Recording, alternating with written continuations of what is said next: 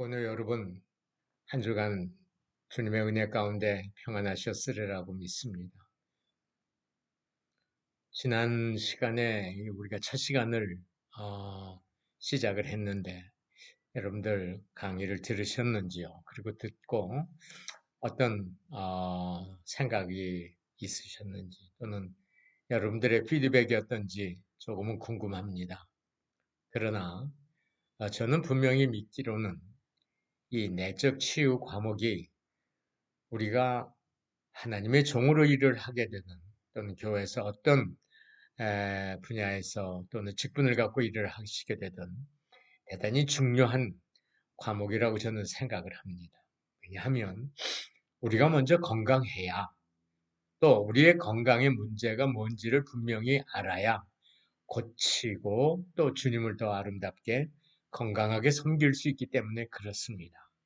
그렇기 때문에 이 과목은 특별히 하나님의 일꾼으로 앞으로 일하기를 사명을 갖고 나가는 분들에게는 더더욱 필요하겠지만 그렇지 않고 교회에서 직분 생활로 주님을 섬기고 교회를 섬기기를 원하시는 분들도 역시 대단히 중요하다고 저는 믿는 겁니다. 왜냐하면 여러분 자신이 건강해야 일단 여러분의 가정이 건강합니다. 여러분의 가정이 건강하면 여러분이 어떤 일을 하든 그게 교회든 그게 직장이든 그게 여러분의 개인 사업이든 뭘 하든 여러분에게 긍정적인 미래를 여러분이 확신할 수 있기 때문에 저는 그렇습니다. 그렇기 때문에 이번 학기 우리가 이 과목을 잘 공부해서 아무쪼록 여러분들의 삶이 지금보다 더 업그레이드되고 영적으로 더 깨고 영적으로 더 풍성한 하나님의 은혜를 누리는 그런 하나님의 사람들이 되시기를 먼저 주님의 이름으로 축복합니다. 우리 같이 한번 기도하시죠. 아버지 하나님 고맙습니다. 오늘도 우리가 성경적 내적 치유의 과목 두 번째 시간을 마칩니다. 오늘은 특별히 하나님의 인간을 이 땅에 창조하시고 창조한 아담과 하와의 그 마음이 어떠했는지 그리고 그 마음이 어떻게 해서 깨지고 무너지게 됐는지 그 말미암아 그 결과가 뭔지 우리가 살펴보려고 하오니 성령님 우리를 도우시고 지혜의 말씀과 지식의 영으로 함께 하시어서 이 한 시간 주님께 온전히 감사하는 귀하고 복된 시간 되도록 축복해 주옵소서. 예수님의 이름으로 기도합니다. 아멘. 오늘은 두 번째, 원죄로 인해 부패하고 병든 원마음입니다.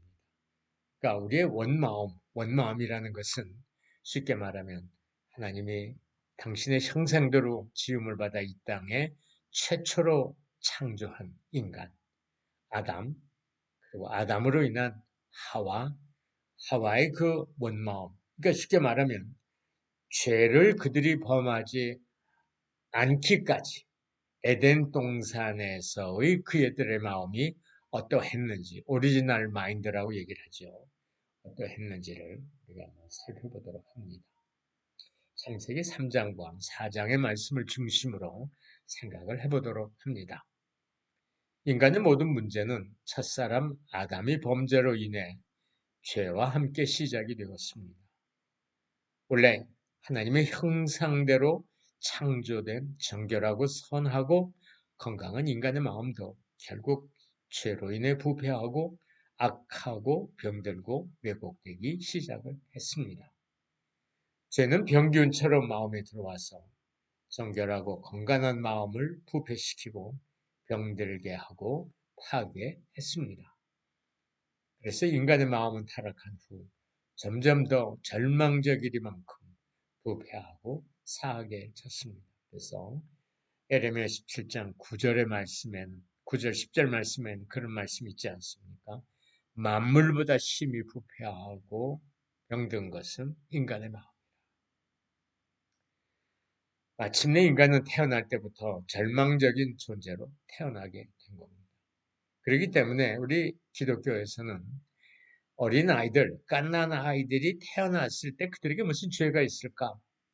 그래서 성선설을 주장하는 그런 학자들이 있었어요. 그러나 우리는 성선설을 믿는 사람들이 아니에요. 태어나면서부터 인간은 선하다. 그러나 환경의 오염으로 말미암아서 죄를 갖게 됐다. 이거 아닙니다.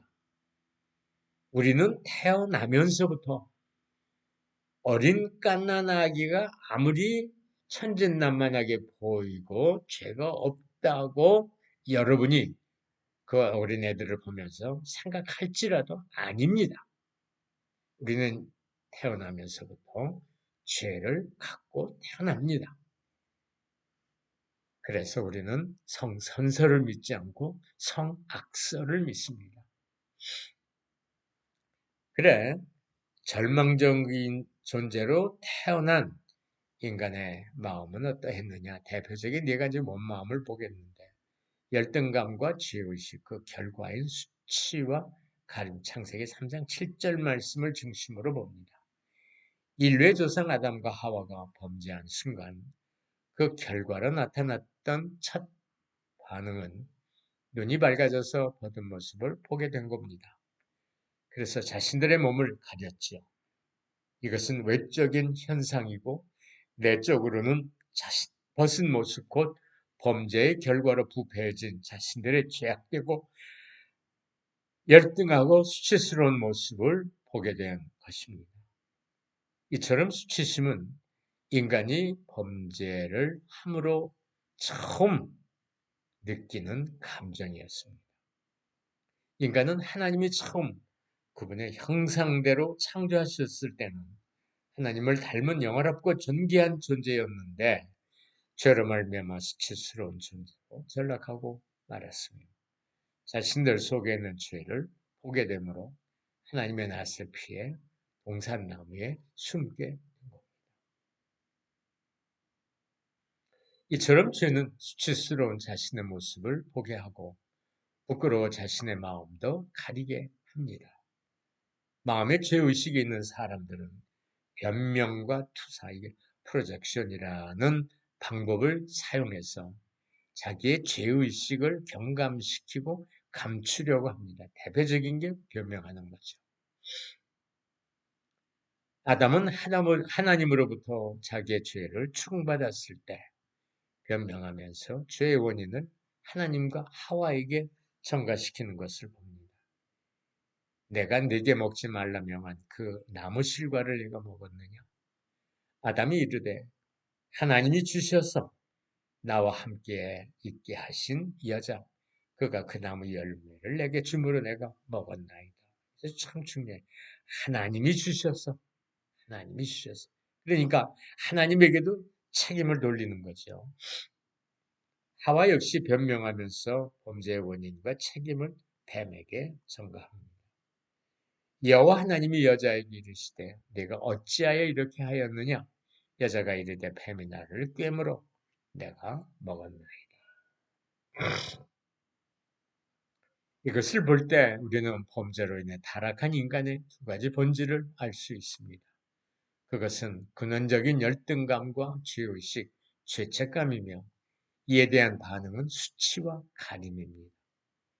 우리는 외부적 환경이나 신체 조건, 가정 형편, 자신의 학벌과 능력 등의 외적인 조건들에 의해 자신이 열등감을 느낀다고 생각을 하고 또 자신이 도덕적으로 잘못해서 죄의식을 느낀다고 생각을 하지만 인간은 태어날 때부터 누구나 원죄로 인한 근원적인 열등감과 죄의식을 갖고 있습니다.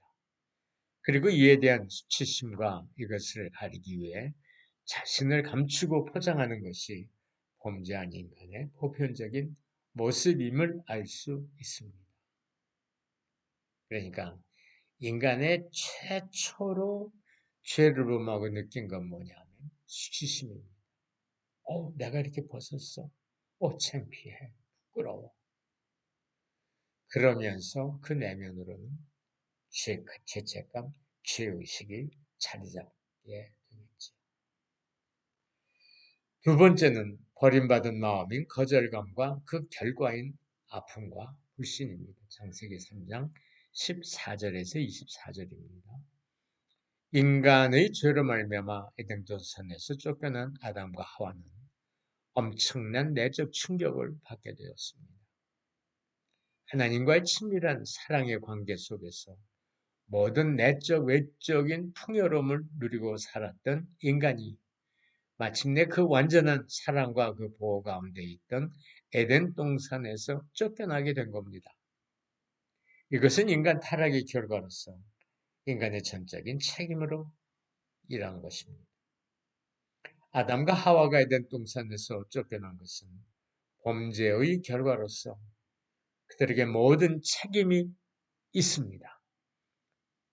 의롭고 거룩하신 하나님께서 그렇게 하신 것은 완전히 정당하고 공의로운 일이었습니다. 그러나 아담과 하와는 자기들의 범죄의 결과로 엄청난 상처와 충격을 받았습니다.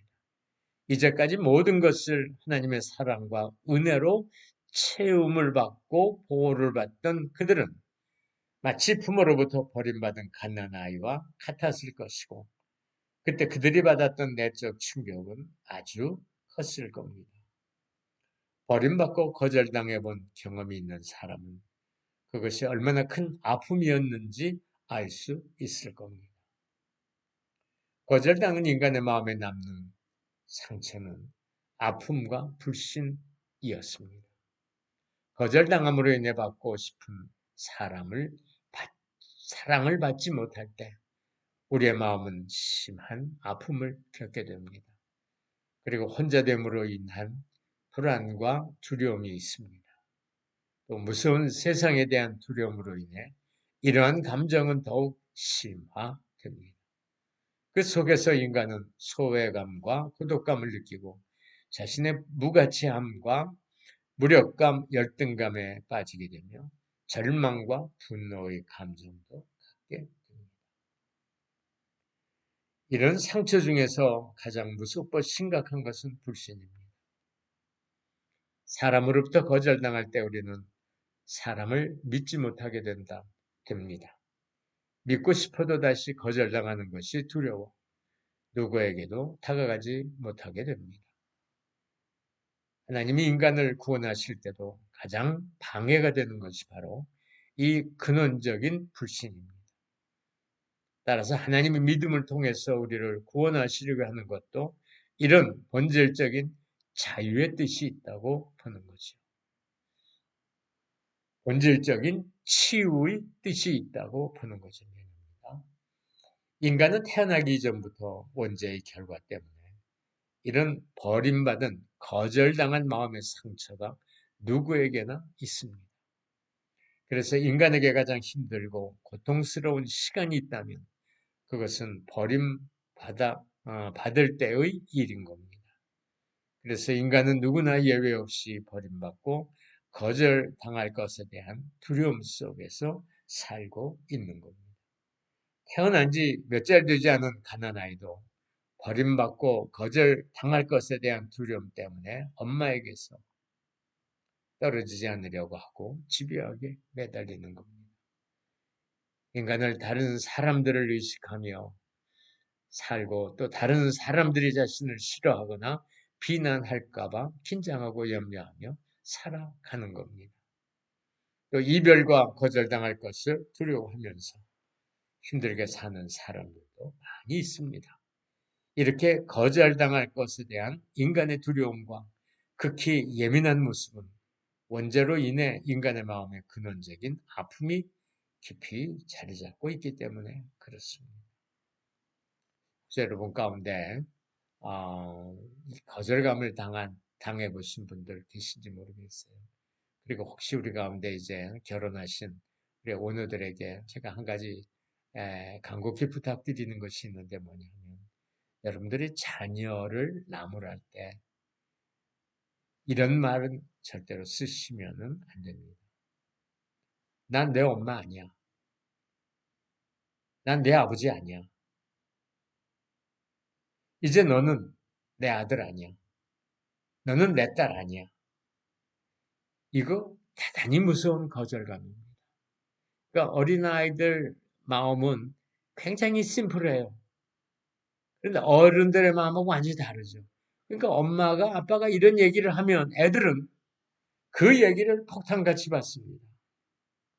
그렇기 때문에 여러분들이 절대로 자녀들에게 그런 말씀, 이야기하는 것은 절대적으로 삼가해야 됩니다. 그리고 예를 들면 엄마 가까이 오지 마라. 밀어내는 거. 그럼 애들은 어떻게 합니까? 더 엄마 품으로 기어들어오죠. 그럴 때 밀어내시는 어머니들 계세요. 예를 들면 부부간에 참 의의가 좋지 않으셔가지고 아내가 남편을 미워하고 그럴 때 아들 녀석이 엄마 품으로 하고 들어오려고 그런다. 너 가. 넌 내 아들 아니야. 너 아빠 아들이야. 이렇게 밀어내는 거. 굉장히 위험한. 이거 절대로 그 애가 커서도 잊혀지지 않는 이거 아주 악몽 같은 기억입니다. 그렇기 때문에 절대로 이런 이야기나 이런 행동을 어린 자녀들에게 보이시지 않기를 간곡히 부탁을 드립니다. 그렇게 되면은 얘네들 마음속에 뭐가 생기냐 하면 불신이 생기는 거예요. 엄마가 나를 믿지 못하는구나. 아빠가 나를 싫어하는구나. 그러면 그 마음속에 누구도 엄마 아빠를 믿지 못하는 애는 누굴 믿습니까? 못 믿죠. 세 번째는 사랑으로 굶주린 마음입니다. 창세기 4장 1절에서 5절 아벨과 가인의 이야기입니다. 범죄로 인해 인간은 이제까지 자신의 마음을 가득 채워졌던 하나님의 사랑을 더 이상 소유할 수 없게 되었고 누릴 수 없게 되었습니다. 범죄함으로 자신의 마음 안에 있던 하나님의 사랑이 떠나가게 되었고 결국 인간은 참된 사랑에 굶주린 마음을 갖게 되었습니다. 그 후 인간은 하나님의 사랑과 인간의 사랑을 얻어서 자신의 굶주린 사랑을 채워보려고 애쓰게 되었습니다. 가인이 동생 아벨을 죽인 것은 아벨은 하나님의 사랑과 인정을 얻었지만 자신은 얻지 못했기 때문에 아벨을 시기하고 미워해서 그렇게 한 겁니다. 사랑과 인정을 얻지 못했을 때 동생까지 죽이는 것을 보면 사랑에 대한 타락한 인간의 굶주림이 얼마나 크고 깊은지를 알 수가 있습니다. 그래서 우리가 편애한다는 게 얼마나 참 무서운 일인지 모릅니다. 여러분들 가정에 자녀들이 몇 명이 있는지 모르겠어요. 그러니까 자녀들 가운데 물론 우리 부모의 입장에서 더 예쁜 자녀가 있고 또 그렇지 않은 자녀가 있고 신뢰가 가는 자녀가 있고 그렇지 않은 자녀가 있어요. 그러나 그것이 겉으로 드러나게 아이들에게 사랑의 어떤 그 치우침 또는 신뢰를 참 갖는 데 있어서 경중을 따지는 이런 일들을 자녀들에게 눈치채게 한다든가 그것을 느끼게 한다든가 대단히 위험합니다.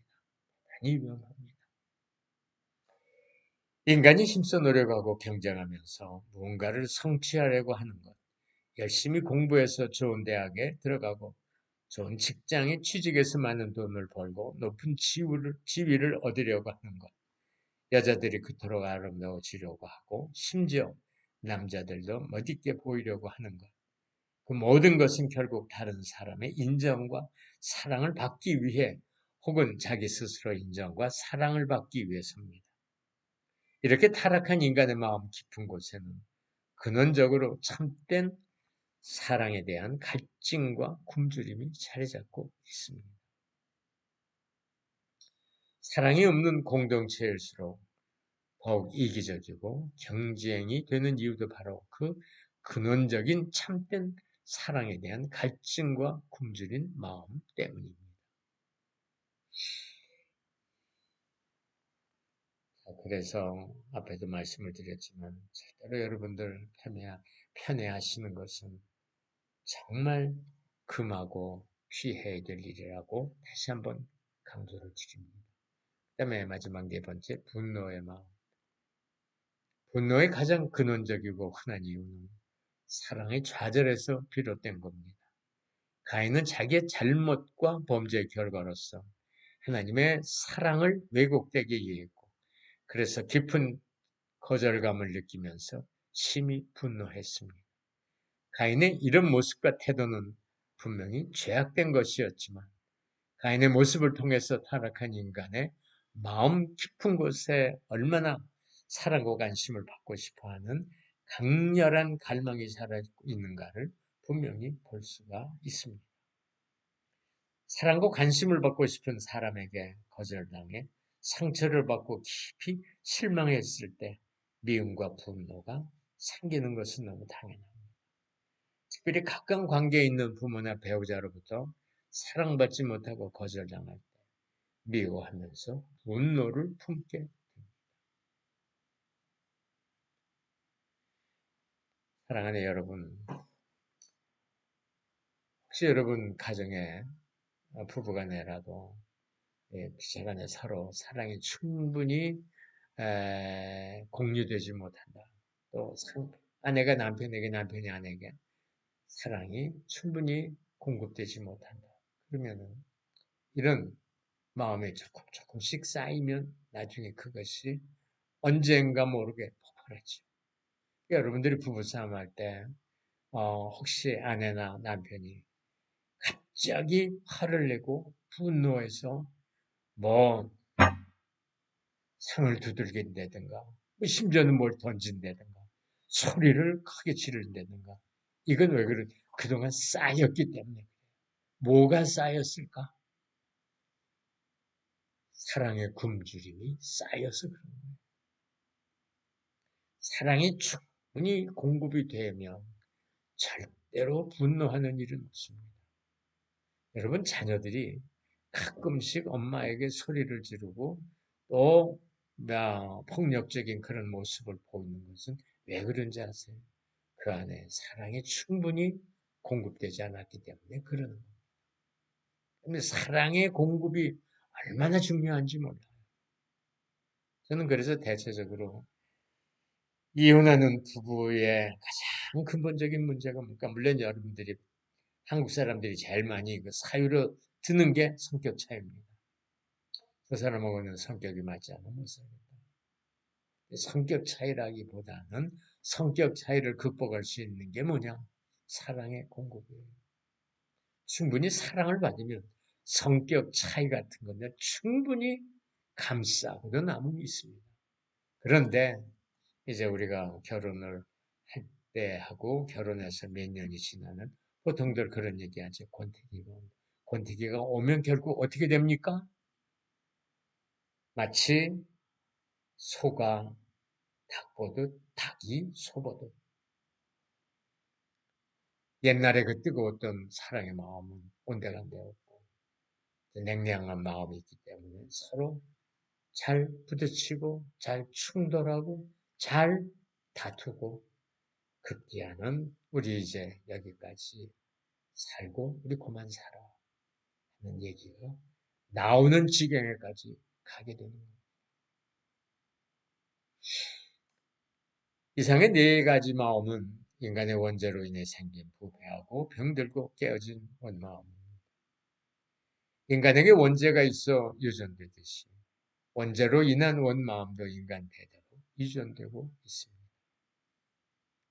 인간의 원죄와 그 결과인 부패하고 병들고 깨어진 원마음 때문에 인간은 쉽게 다른 사람들에게 상처를 주고 상처를 받게 됩니다.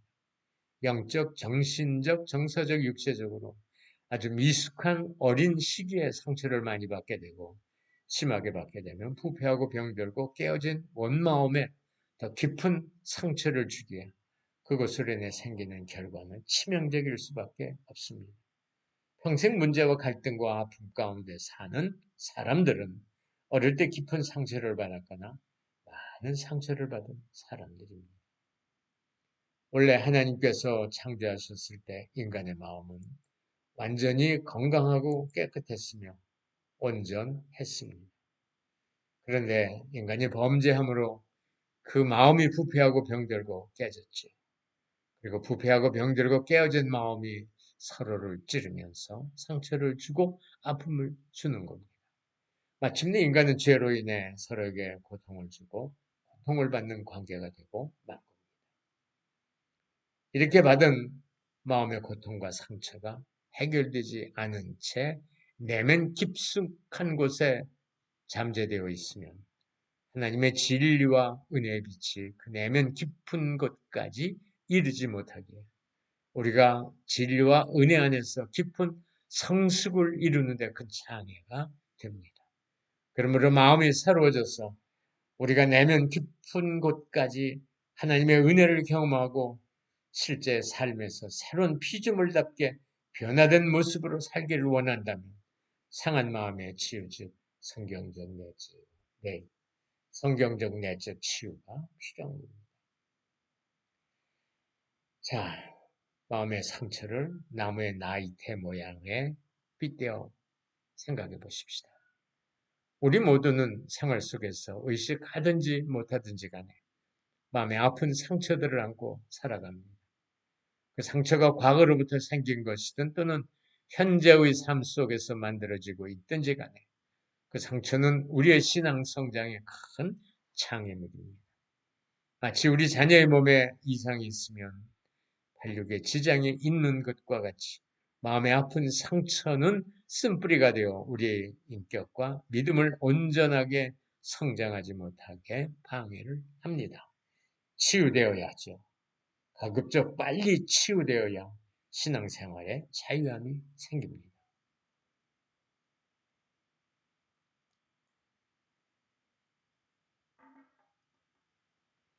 식물학자들에 의하면 모든 나무에는 나이테가 있는데 나무를 절단해 보면 그 나무가 성장하기까지 모든 과정을 나이테 안의 자료로 담고 있다고 합니다.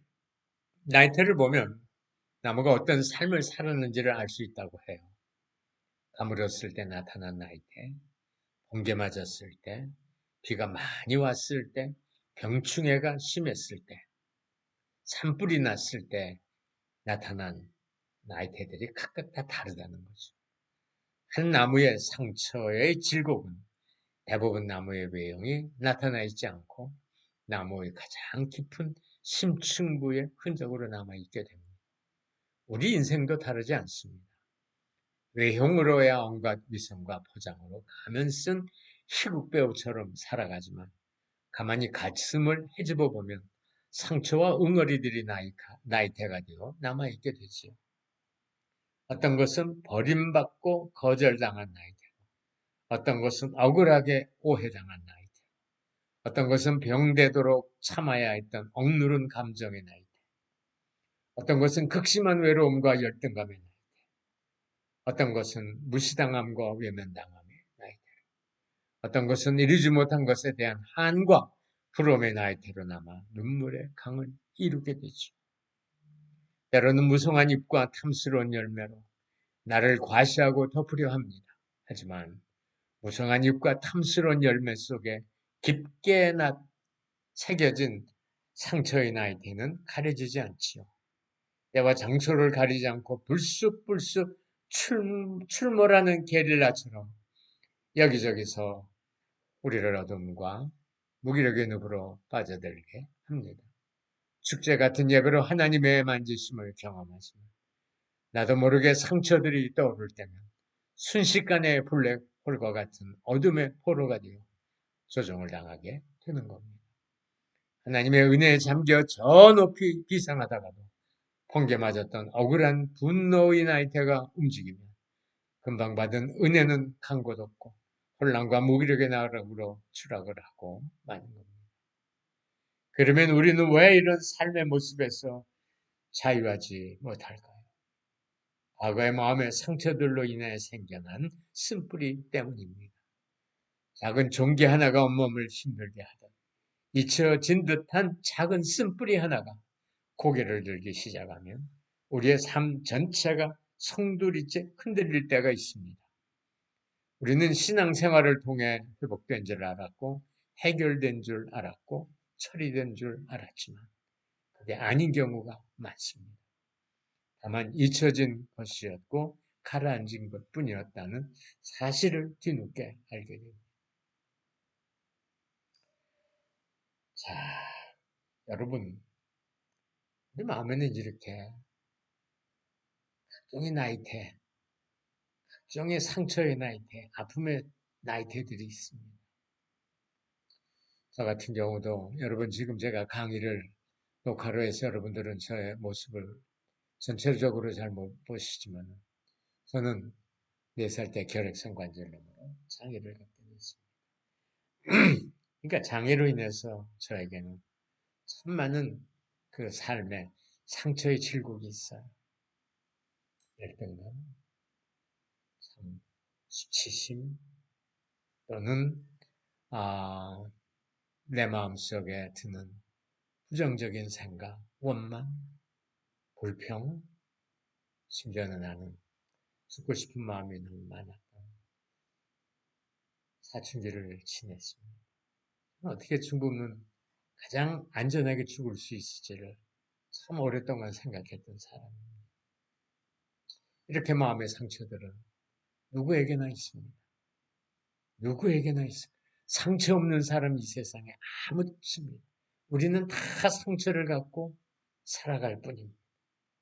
단지 그 상처를 잘 자기가 참 다스리고 그 상처로부터 오늘 우리가 이거 배우는 대로 치유가 되고 회복이 된 그런 사람이 있는가 하면 그렇지 못한 사람. 그러니까 그 경중에 따라 다르지 상처는 누구나 있다는 거죠.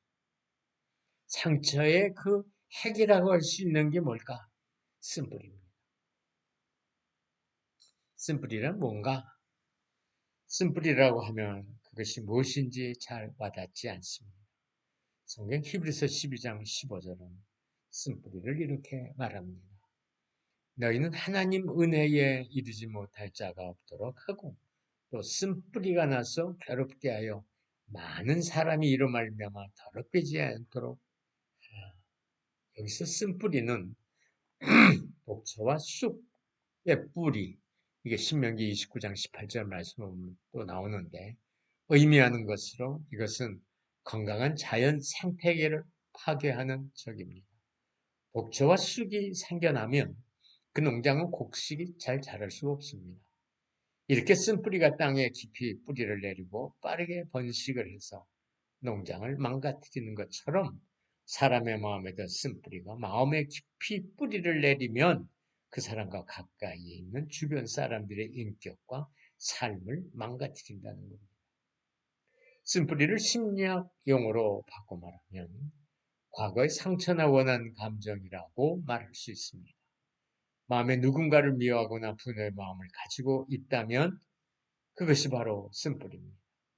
마음속에 깔려있는 억울한 감정을 해결받지 못한 채 과거에 받은 상처로 인해 분노하고 있으며 누군가를 미워하거나 보복하고 싶은 마음이 있다면 그것이 바로 마음의 상처인 쓴뿌리를 갖고 있는 겁니다.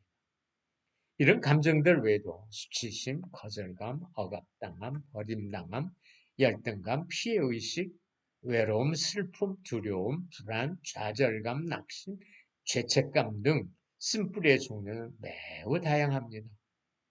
우리 안에 생겨난 쓴뿌리로 우리 자신뿐만 아니라 우리가 속한 공동체인 교회나 가정과 일터에 악한 영향력을 주고 계속해서 그 영향력을 확대해 나가는 겁니다. 우리는 흔히 생각하기를 남으로부터 나만 상처를 받는다고 생각하는 경향이 있습니다. 그런데 나에게 상처를 준 그 사람의 이야기를 들어보면 그 사람도 나로 인하여 상처를 받았다고 말하는 경우가 많이 있음을 우리는 쉽게 듣습니다. 상처는 일방적으로 자기 혼자만 받는 것이 아니라 서로 주고받는 경우가 많기 때문입니다. 어쨌든지 받은 상처를 바르게 해결하지 않으면 그것이 우리 마음속 깊이 쓴뿌리로 자리 잡게 된다는 사실입니다. 마음의 질병인 쓴뿌리, 즉 원한 감정이 치유되어야만 우리는 건강하고 성숙한 신앙인의 삶을 살 수가 있는 겁니다. 자, 그럼 쓴뿌리의 영향. 첫째, 쓴뿌리는 심령을 괴롭게 합니다. 말씀을 보면 또 쓴뿌리가 나서 괴롭게 하고라고 되어 있습니다. 마음이 괴로우면 육체도 힘들게 되어 병들기 마련입니다. 심령이 건강할 때 육체 또한 건강을 유지할 수가 있지요. 쓴뿌리는 자신을 괴롭히고 나아가 남을 괴롭게 합니다. 말과 행동으로 괴롭힙니다. 암은 조기 발견하여 제거하면 회복이 가능합니다. 그러나 놔두면 세포 증식 속도가 빨라 온 몸으로 전이가 됩니다. 결국은 생명을 잃게 되는 겁니다. 이와 같이 쓴뿌리는 암과 같은 존재입니다. 그래서 쓴뿌리는 하루속히 뽑아버려야 합니다. 그래야만 건강한 신앙생활을 유지할 수가 있습니다. 둘째, 쓴뿌리는 많은 사람들에게 더러움을 입힙니다. 성경은 많은 사람이 이로 말미암아 더러움을 입을까 두려워하라고 했습니다. 더러움을 입는다는 것은 전염성이 있다는 말입니다. 나쁜 병일수록 전염병이 강합니다. 전염성이 강합니다. 전염 속도가 빨라서 놔두면 많은 사람에게 엄청난 피해를 줍니다. 그러므로 우리 안에 쓴뿌리가 있다면 지금 즉시 제거해야 합니다. 그래야만 여러 사람에게 피해를 주지 않습니다. 쓴뿌리와 마음의 상처는 겉으로 나타나 보이지 않습니다. 그러나 우리의 마음속에 그 상처로 인한 결과가 반드시 나타나게 되어 있습니다. 생활 속에서 쉽게 볼 수 있는 결과들은 다음과 같습니다.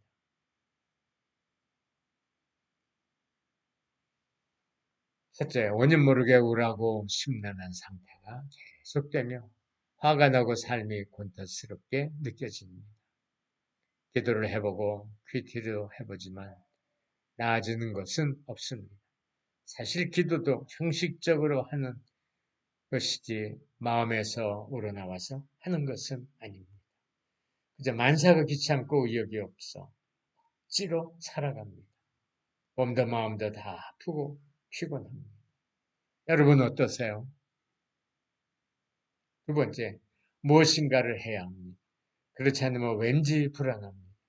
그래서 끊임없이 움직이고 바쁘게 나 자신을 몰아갑니다. 잠시 쉬어도 무슨 큰일이 닥칠 것 같습니다. 그래서 아무것도 안 하는 사람을 보면 화가 칩니다. 솔직히 말해서 신앙생활도 두려움 때문에 할 수 없이 하는 것 같은 마음이 들 때가 많습니다. 주의를 빠지거나 기도를 조금만 게으리해도 금방 나쁜 일이 생길 것 같은 두려움이 있습니다. 쉬고 싶지만 조금만 쉬고 있어도 이내 불안해서 쉴 수가 없습니다.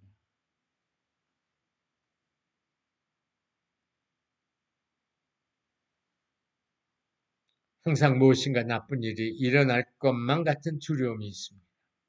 가족이 조금만 늦거나 연락이 안 와도 불길한 생각이 들곤 할 때가 많습니다. 지금 있는 것을 잃을 것 같은 두려움이 심합니다. 왠지 모르게 해도 안 될 것만 같고 그래서 새로운 시도를 하는 게 두렵습니다. 가만히 있는 게 뭔가 해서 실패하는 것보다는 낫다고 생각이 들 때가 있습니다. 남을 험담하고 정죄한다거나 게으르거나 무슨 말을 들어도 쉽게 의심한다거나 남들을 까칠하게 대하는 태도들입니다. 좀처럼 고사하지 않습니다. 그러다가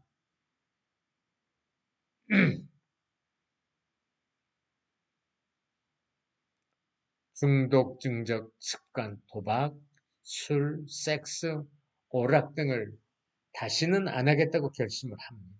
하지만 그 결심을 하는 순간에도 나는 결코 이런 것들로부터 자유로울 수 없다는 것을 알고 있습니다. 예수를 꽤 오래 믿고 열심히 교회 봉사도 한 것 같은데 정작 구원의 확신이 분명치 않습니다. 물론 말씀을 들을 때 감동도 있고 기쁨도 있습니다. 하지만 이내 사라지고 여전히 나는 아직 구원받지 못한 사람처럼 느껴질 때가 많습니다. 자신의 구원을 확신에 차서 간증하는 사람들을 보면 부럽기도 하고 화가 나기도 합니다. 더 깊이 헌신하지도 못하고 그렇다고 세상으로 돌아갈 수도 없는 내가 믿고 신경질이 나기도 합니다. 솔직히 예수 안 믿고 신나게 사는 세상 사람들이 부러울 때가 많습니다. 여러분 어떠세요? 예수 믿고 많이 절제하고 삽니까?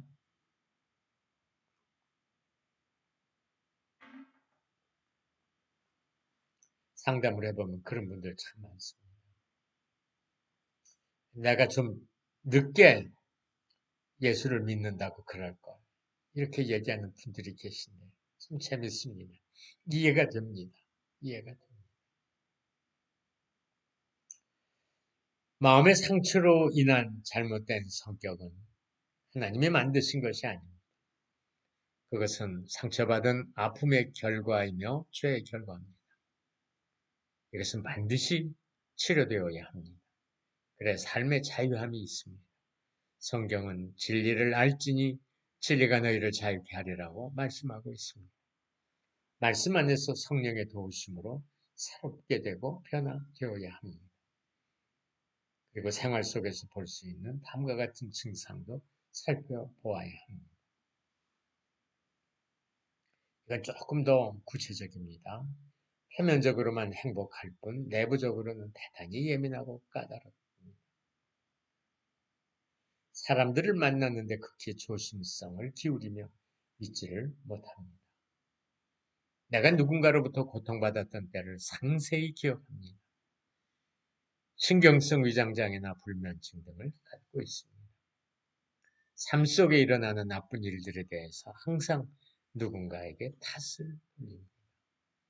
성경적 지식이 늘어갈수록 비판과 판단하는 태도가 늘어갑니다.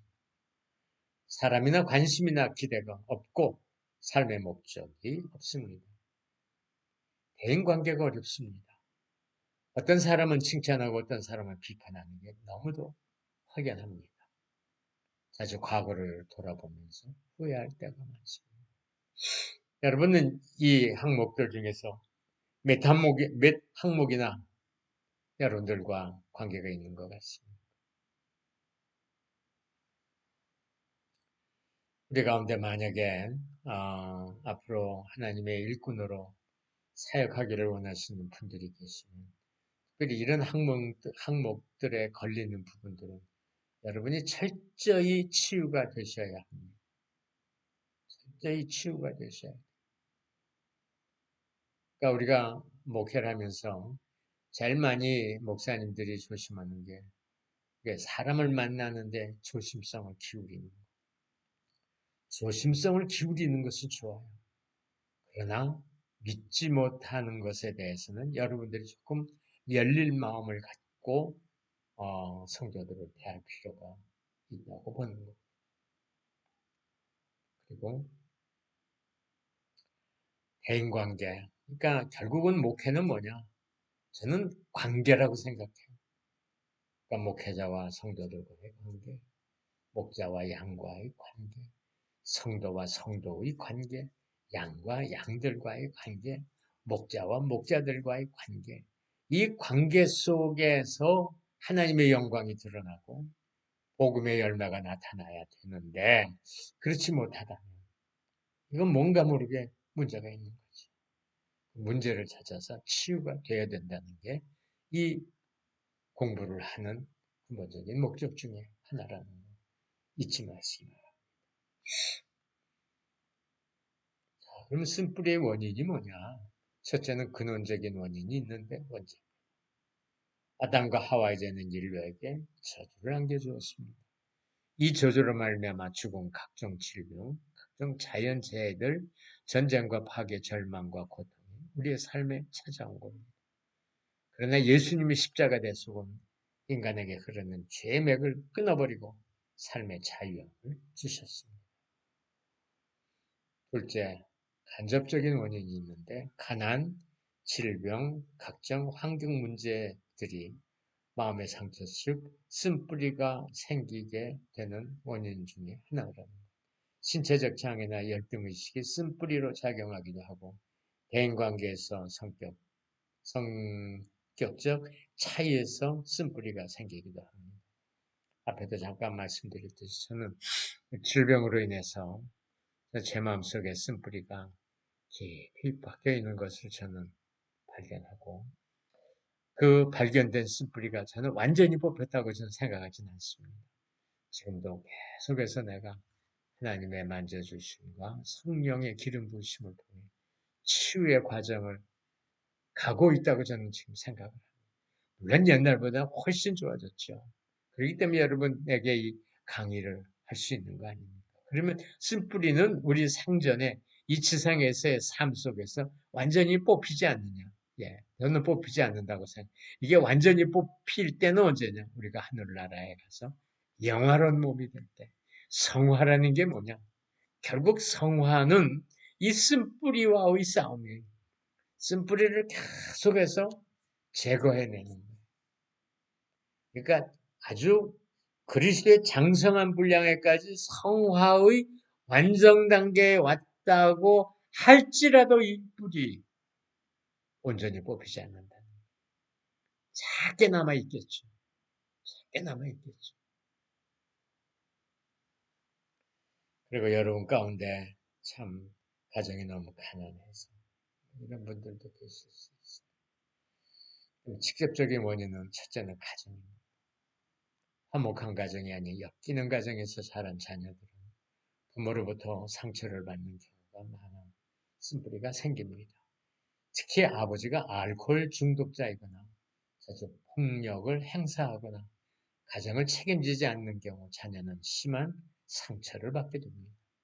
어머니가 사치나 허용 또는 외부 출입이 잦아서 어머니로서 역할에 충실히 담당하지 못할 때 자녀의 마음에 쓴뿌리가 생기게 됩니다. 여러분들은 여러분의 가정이 어떻습니까? 저는 이렇게 여쭙고 싶어요.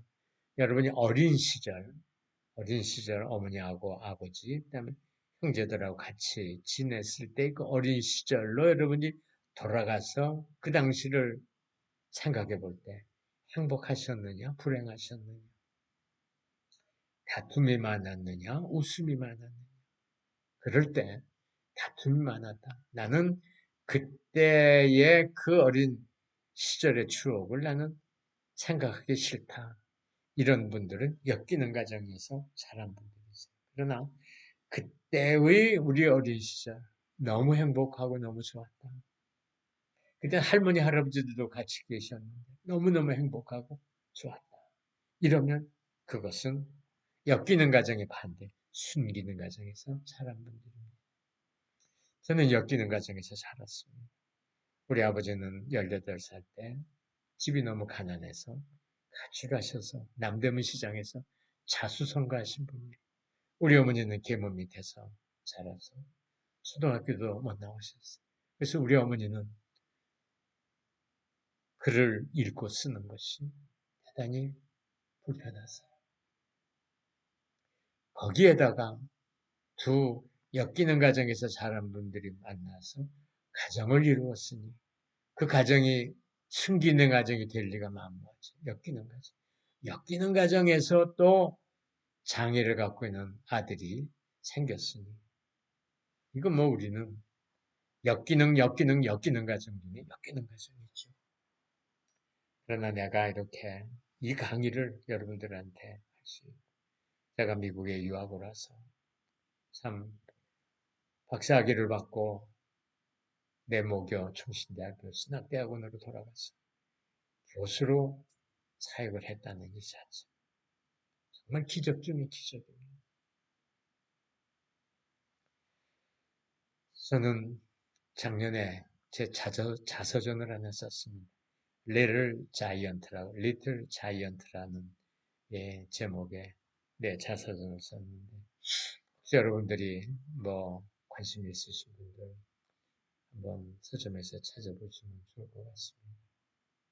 저는 내 80평생을 한번 이렇게 쭉 돌아보면서 글을 써서 책을 냈는데, 뭐 내가 책을 내고 싶어 낸 것도 아니고, 제가 한국에서 어느 교회 설교 목사로 한 6개월간 있었는데, 그 교회 출판사 하는 장로님이 계셨어요. 그 장로님이 한날 저에게 한국에 나갈 일이 있어 나가서 만났는데, 그분이 저에게 그런 요청을 하셨어요. 목사님 자서전 한번 쓰시면 좋겠다. 그래서 썼습니다. 그래가지고 제가 지금 현재 베델교회 얼바인에 있는 김한영 목사님 담임으로 계신 베델교회 협동목사, 상담을 담당한 협동목사로 일하고 있는데, 이 교회에서 북사인회도 가졌습니다. 물론 한국에서도 북사인회를 가졌고, 나는 참 많이 울었습니다. 아직도 저는 80이 넘은 나이지만 내 안에 눈물이 많습니다. 왜? 이 쓴뿌리로 인한 또는 엮이는 과정으로 인한 이런 슬픔들이 아직도 나에게 응어리 되어 온전히 치유가 되지 않고 남아있는 부분들이 있기 때문에 저는 그렇다고 생각을 합니다. 여러분의 가정에 어떤 일이 있었는지 저는 잘 모릅니다. 그러나 지난 여러분들의 어린 시절의 가정은 고사하고라도 여러분이 지금 결혼하신 분들이라면 여러분들의 가정이 참 어린 자녀들을 키우는 부모님으로서 우리의 자녀들을 어떻게 키워야 됩니까? 얘네들이 훗날 어른이 되어서 자신들의 어린 시절을 돌아볼 때 엮이는 가정으로 자기 어린 시절의 가정을 생각할 건가? 숨기는 가정으로, 화목한 가정으로, 행복한 가정으로 생각할 것인가? 이런 거에 대한 생각을 여러분들이 지금부터 잘 하시고 내려가네 행복하시고 자녀들에게 아름다운 신앙의 열매들을 거두어 매기는 그런 귀한 믿음의 부모들이 되시기를 주님의 이름으로 축복합니다. 주변 사람들이에요. 성장기 형제 자매들이나 친구들로부터 심겨진 쓴뿌리가 또 있습니다. 성경의 대표적인 요셉의 경우죠. 세 번째, 배우자나 자녀 때문에 쓴뿌리가 생기기도 합니다. 혹시 여러분 가운데 이혼하신 분들은 계신지 모르겠어요. 그러나 또 부부간이 지금 서로 사이가 좋지 않아. 이걸 보통 우리는 정서적 이혼이라고 그러는데 emotional divorce. 한 지붕 밑에 살지만은 두 가정이에요. 남편은 남편대로, 아내는 아내대로. 그리고 자녀가 혹시 장애를 갖고 있다면 그 부모님들 속에, 마음속에 쓴뿌리가 생기는 것은 너무 당연합니다. 직장이나 교회에서 생기기도 하죠. 특히 교회에서 신앙생활을 하는 가운데 생긴 쓴뿌리는 쉽게 치유되지 않습니다. 세상 사람들은 오해나 원한이 생기면 세상적인 방법, 예를 들면 술로 해결을 하는 경우가 많습니다. 하지만 교회는 그렇지 못하죠. 그래서 결국 교회를 등지는 경우도 있습니다. 더 나아가 아예 신앙생활을 등지는 경우도 있습니다. 조심하세요. 그럼 엮이는 가정이란 뭐냐? 가족 상담을 전문으로 하는 심리학자들은 가정에 습관적으로 술을 마시는 알코올 중독자나 가정을 돌보지 않고 돈 버는 일이나 직장 일에만 열중하는 일 중독자, 충동적으로 노름을 하지 않으면 견디지 못하는 도박꾼, 외도로 다른 사람을 차리고 자식을 돌보지 않는 아버지, 이혼을 했거나 재혼한 가정에서의 편모 또는 계부, 계모, 엄격하고 율법주의적인 신앙생활을 고수했던 부모, 중풍이나 뇌성마비와 같은 중병을 앓는 환자, 의처증이나 의부 증세를 나타내는 부모를 둔 가정, 아니면 기본적으로 식생활하기가 어려울 정도로 가난한 가정을 통틀어 우리는 엮이는 가정이라고. 한마디로 가족 구성원들 사이에 건강하지 않은 관계 유형이 존재하는 가정이고 부모가 자녀의 정서적인 욕구를 충족시켜주지 못하는 가정. 엮이는 가정은 자녀를 제대로 사회화시키고 양육할 만한 능력이 손상된 혼란스러운 가정으로 자녀를 신체적으로나 정서적으로나 영적으로 온전하게 성숙하도록 가르칠 능력을 상실한 가정입니다. 이런 가정에서는 신체적 폭력, 언어 폭력, 부모의 일관성 없는 행동, 부모의 성적 비행 등이 자주 목격되거나 일상화되어 있습니다. 여러분의 가정이 이런 가정들이 아니기를 바라고, 또 이런 가정이었다면 여러분이 지금 이룬, 또는 앞으로 이룰 우리 사랑하는 원우들 이룰 가정은 절대로 이런 가정을 만들어서는 안 되시겠죠. 성인 아이, 무슨 말이냐? 이런 엮이는 가정에서 자란 아이를 성인 아이, 어덜트 차일드라고 부릅니다. 성인이면 성인다워야 하는데 정서적으로나 영적으로 성인답지 못하고 어린아이와 같은 성인이 성인아이입니다. 생활의 어떤 부분에 있어서 어린아이와 같이 생활하거나 행동하는 성인이라고 말할 수 있고, 아직도 해결되지 않은 어린 시절의 문제를 안고 있는 성인을 의미할 수도 있습니다. 휴 미셀 다인은 그의 책 몸에 밴 어린 시절에서 위로받지 못하고 자라난 과거의 나는 성인이 되어서도 우리 안에 그대로 존재한다는 이론을 제시하고 있습니다. 그렇다면 과거의 나는 누구에게 영향을 받았을까? 부모입니다. 부모는 자녀의 거울이라는 말이 있지 않습니까? 성인 아이의 대표적인 특징 징후들은 자기 판단에 자신을 가지지 못합니다. 항상 타인의 칭찬과 찬성을 요구합니다. 자기는 타인과 다르다고 확신하기 쉽습니다. 상처받기 쉽고 은둔형 외톨이 경향이 있습니다. 고독감과 자기 소외감이 있고 감정 기복이 심해요. 일을 끝까지 해내기 어렵습니다. 습관적으로 거짓말을 합니다.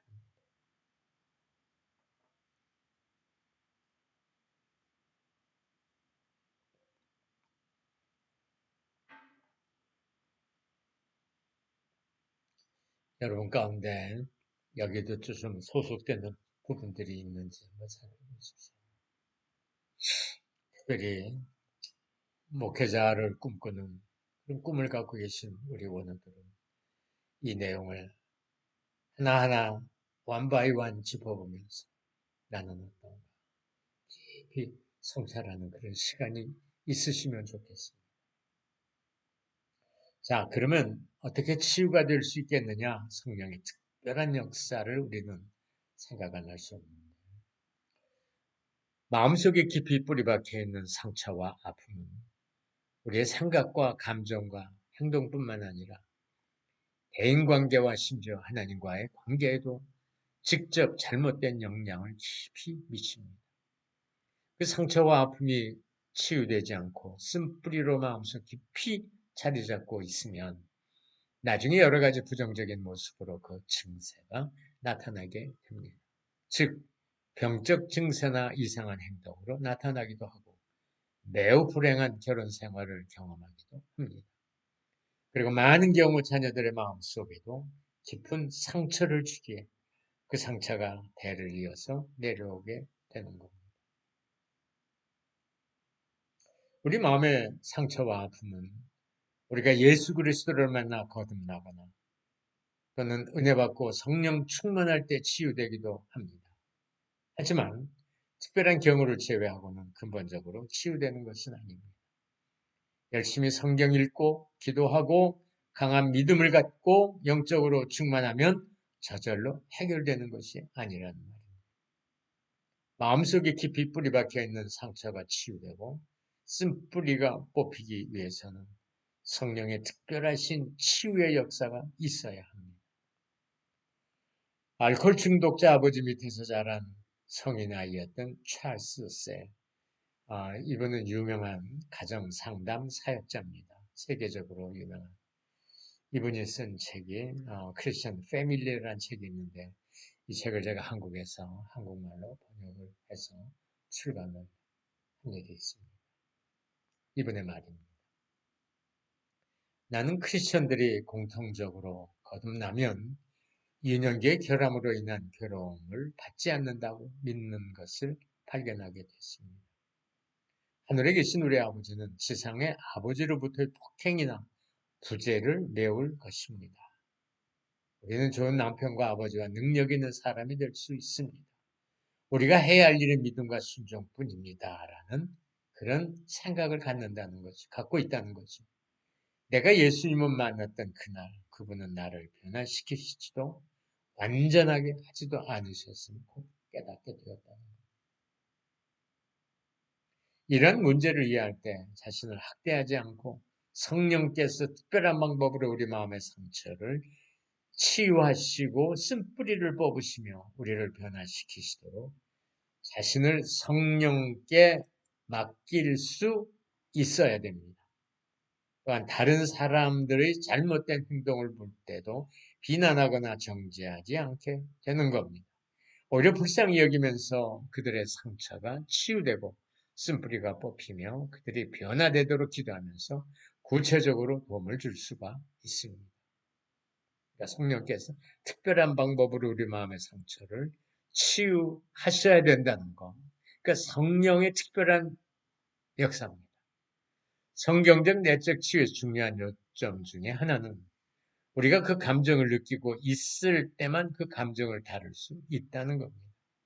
그때만 우리가 상처와 직접적으로 연결이 되고 하나님께서 그 상처에 접근하시도록 할 수 있기에 상한 감정의 치유가 가능하다는 겁니다. 그러므로 성령께서 치유할 때는 먼저 우리가 상처 받았을 때 상한 감정까지 함께 되살아나도록 하시는 겁니다. 주님과 우리의 감정이 하나가 되므로 우리의 상처는 치유될 수 있고 우리의 깨어진 마음을 성령께서 싸매어 주실 수 있습니다. 사랑하는 원우 여러분, 오늘 여러분들은 이 강의를 통해서 어떤 깨우침과 또 나름대로의 마음의 생각을 정리를 하셨는지 모르겠습니다. 우리가 다 상처를 입고 있죠. 다시 한번 여러분들에게 말씀을 드립니다. 앞으로 목회하시기를 원하는 우리 원우들은 여러분 마음의 상처가 뭔지 특별히 여러분 자신을 지금부터 깊이 성찰하는 그런 자신을 디스플린하는 그런 노력이 있어야 된다고 생각합니다. 만약에 그 상처가 깊다면 깊으면 깊을수록 여러분은 유혹받기 쉽고 실수하기 쉽고 죄에 넘어가기 쉽습니다. 그렇기 때문에 목회자가 되기를 원하는 분들은 특별히 조심하셔야 되고 또 그렇지 않은 분들이라 할지라도 여러분들이 여러분의 내면이 건강하지 못하면 절대로 여러분의 가정이 건강할 수 없습니다. 가정이 건강하지 못하면 여러분 슬하에 자라는 자녀들 역시 건강하지 못하죠. 물론 정서적으로 정신적으로입니다. 그렇기 때문에 이 내용을 여러분들의 마음에 깊이 숙지하시고 나에게 문제가 뭔지를 살피는 지혜로운 하나님의 자녀들 되시기를 주님의 이름으로 축복합니다. 기도하겠습니다. 사랑하는 아버지 하나님, 오늘 우리가 원마음에 대해서 살펴봤습니다. 그 원마음은 원죄로 말미암아 갈기갈기 찢어지고 깨지고 부서져서 아버지 하나님 우리의 마음에 얼마나 많은 거절감과 수치심과 사랑의 굶주림과 불신과 여러 가지 마음의 상처들을 얼기설키 만들어내는 이런 마음의 상처와 아픔, 그 핵이 되는 쓴뿌리를 우리가 성령의 특별하신 은총 속에 기름 부으심 속에 우리가 치유를 받고 온전한 주님의 인격체로서 하나님 앞에 쓰임받는 귀한 일꾼들이 되도록 축복해 주옵소서. 한 주간도 주의 은혜 안에서 강건하도록 사랑하는 원우들을 지켜주시기를 바랍니다. 우리 주 예수님의 이름으로 감사하며 기도하옵나이다. 아멘. 사랑하는 원우 여러분, 고맙습니다. 오늘도 우리가 귀한 강의를 듣고 또 여러분 나름대로 생각을 많이 하셨으리라고 생각이 듭니다. 또 생각을 하셔야 됩니다. 그래야 발전이 있죠. 그렇기 때문에 아무쪼록 여러분들이 여러분 스스로를 잘 성찰하고 살피면서 하나님 앞에 부끄러움이 없는 아름다운 일꾼들로서 준비되어 가시기를 주의 이름으로 축복합니다. 다음 시간에 또 뵙겠습니다. 안녕히 계십시오.